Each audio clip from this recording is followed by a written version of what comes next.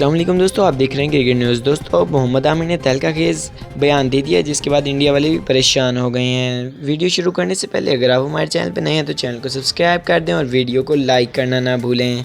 दोस्तों, आपको बताते हैं मोहम्मद आमिर ने AR1 न्यूज़ को इंटरव्यू देते हुए कहा कि बाबर आजम से मेरा कोई झगड़ा नहीं है। बाबर आजम मेरे फेवरेट बैट्समैनों में शामिल हैं। और वर्ल्ड कप 2023 से मुतालिक मोहम्मद आमिर का कहना था कि पाकिस्तान इस वक्त एक मजबूत टीम नहीं रही है। 2019 में सरफराज को कप्तानी से हटाना एक बहुत ख़राब फैसला रहा है टीम के लिए। कप्तान दिलेर होगा तो वर्ल्ड कप जीत सकेंगे। मुझे ये दिलेरी बाबर आजम में नज़र नहीं आती है। जिसके बाद सोशल मीडिया पे ये ट्रेंड भी चलने लगा है। साथ में सहाफ़ी के सवाल पे मोहम्मद आमिर का कहना था कि इंग्लैंड की तरफ से खेलने का कोई इरादा नहीं रखते और IPL में भी जाने का कोई प्लान नहीं है, लेकिन भारतीय क्रिकेटर्स की तरफ से हमें बहुत ज़्यादा दावत आती है IPL खेलने के लिए। मोहम्मद आमिर का साथ में ये भी कहना था कि बाबर आजम वर्ल्ड कप 2023 की क़यादत के लिए अभी बिल्कुल फिट नहीं है। उन्हें 100% कारकर्दगी देनी होगी वर्ल्ड कप जीतने के लिए, और मुझे लगता है कि बाबर आजम की जगह सरफराज अहमद को टीम में डालना चाहिए, जिस पे विक्रांत गुप्ता भी चुप ना रहे। और विक्रांत गुप्ता का कहना था कि बाबर आजम से ज़्यादा टैलेंटेड बैट्समैन मैंने आज तक नहीं देखा।